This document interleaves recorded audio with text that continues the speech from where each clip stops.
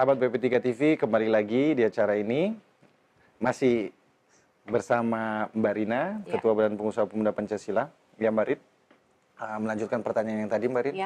Dengan posisi Mbak Rina yang sekarang, mapan secara ekonomi, mapan secara pengalaman, tetapi Mbak Rina masih mau untuk memimpin sebagai ketua lagi di Badan Pengusaha Pemuda Pancasila. Apa sih Mbak tujuan dan cita-cita Mbak Rina di Badan Pengusaha Pemuda Pancasila? Tujuan dan cita-cita. Tujuan yang jelas saya ingin membesarkan Badan Pengusaha Pemuda Pancasila. Cita-citanya ya sama, ingin membesarkan. Cuman gini, kenapa saya dalam posisi sekarang tetap mau berkontribusi atau mau bergabung kepada Pemuda Pancasila dan menjadi ketua Badan Pengusaha Pemuda Pancasila. Gini ya San, seorang manusia ini pandangan saya ya.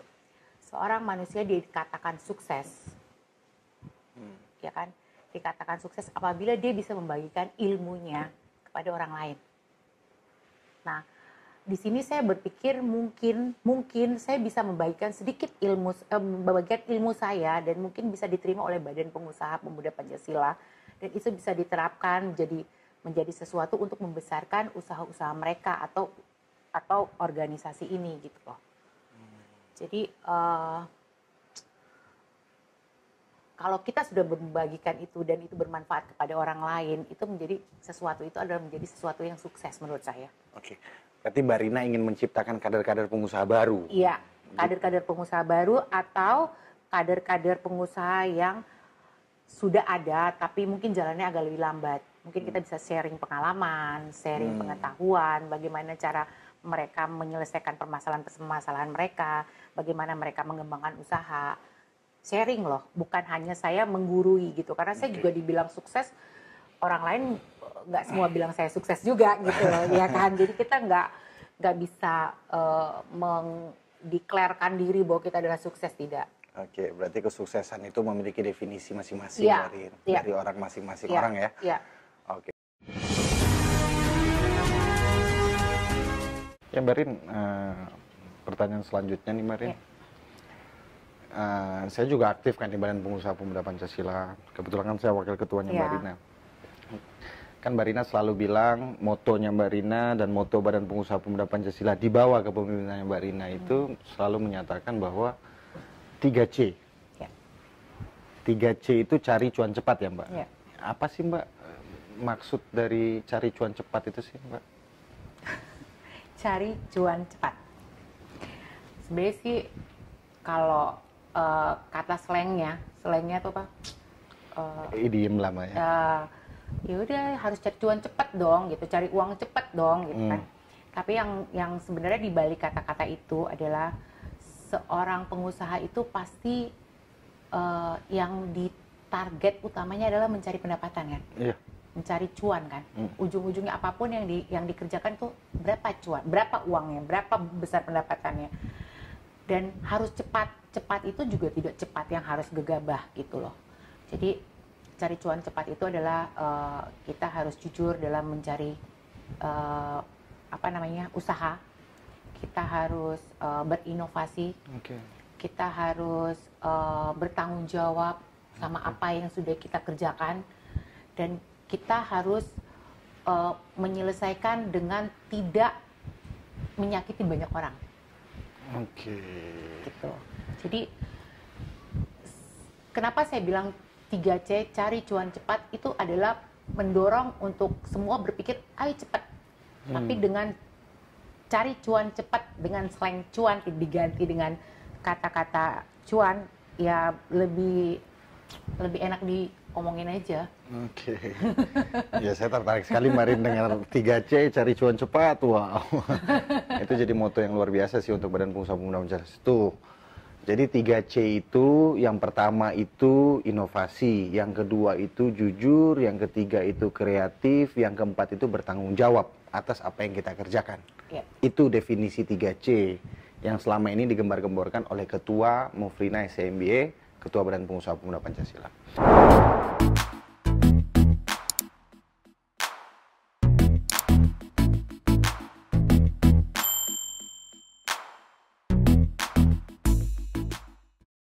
Selanjutnya Mbak Rin, ini kan banyak ya Mbak Rin ya, apalagi sekarang pandemi COVID-19 kan. Ya. Bisnis-bisnis banyak yang lagi hancur, Ya. banyak orang yang kemarin kaya saat ini tidak punya apa-apa, banyak orang yang kemarin tidak punya apa-apa saat ini menjadi kaya raya. Ya jadi pertanyaan selanjutnya Mbak Rin, ini kan sekarang pandemi COVID-19, banyak bisnis yang kolaps. Banyak orang kaya kemarin, tapi pada saat masuk pandemi COVID-19 ini, tiba-tiba mereka tidak punya apa-apa. Ya. Saya bisnis banyak yang hancur lah Mbak Rin. Ya. Dari pengalaman Mbak Rina membangun bisnis, apa sih Mbak yang paling menyedihkan? Mungkin Mbak Rina pernah bangkrut kah? Atau seperti apa? Bisa nggak dibagi kepada kawan-kawan Mbak Rina? Sekaligus Mbak Rina memberikan sebuah motivasi dan ujangan-ujangan kepada teman-teman sekalian. Jadi gini, bangkrut, kata-kata bangkrut itu berarti habis. Alhamdulillah sih aku nggak pernah ngalamin yang habis. Tapi down secara bisnis beberapa kali mengalami itu dan kadang-kadang juga aku berpikir stop aja deh gitu, sampai putus asa berpikir udah stop aja deh gitu. Tapi gini, setiap usaha itu pasti up and down. Oke. Ya kan, roda itu pasti berputar, kadang-kadang kita berada di bawah dan kadang-kadang kita berada di atas. Tinggal bagaimana kita mencari jalan keluar atau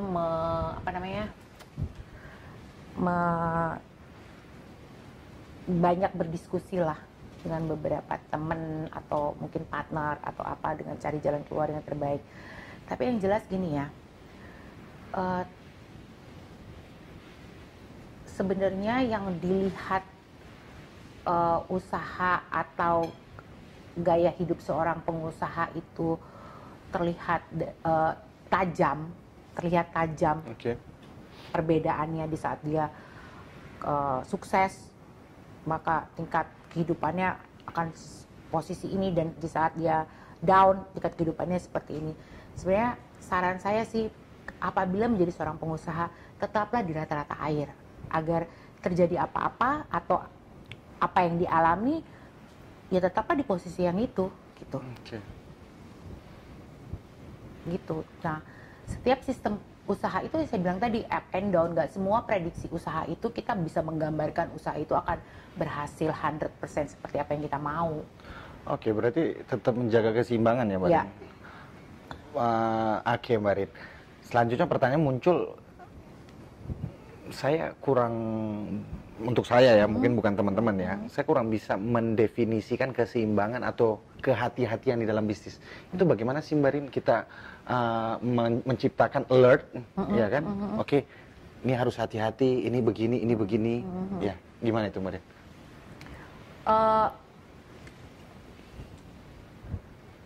Bisnis itu feeling ya. Feeling. Saya nggak ngerti bagaimana harus menceritakan feeling saya, you get it or no, gitu. Saya nggak terlalu bisa mengaplikasikan itu dalam bahasa, tapi bisnis itu adalah feeling. Kita memilih bisnis, kita tahu memang feeling kita ada di situ, gitu. Oke, Mbak Rin, gini Mbak Rin, kenapa saya tanyakan itu Mbak Rin? Saya nggak pernah berbisnis minyak Mbak Rin, cuma yang saya dengar dari teman-teman, dari rekan-rekan saya, bisnis minyak ini, minyak itu licin kan, dan berbahaya. Ya kan, berbahaya ini, ya banyak orang bangkrut dalam bisnis minyak. Mbak Rina seorang perempuan, ya bukan saya mengucilkan perempuan Mbak Rin. Gimana sih Mbak Rin kiat-kiat sukses Mbak Rina menjaga keseimbangan yang seperti Mbak Rina jelasin tadi, dalam bisnis yang memang benar-benar berbahaya Mbak Rin? Ini bisnis berbahaya. Saya benerin depan dulu saya dulu, karena saya merasa kok berbahaya. Ya, jadi gini ya,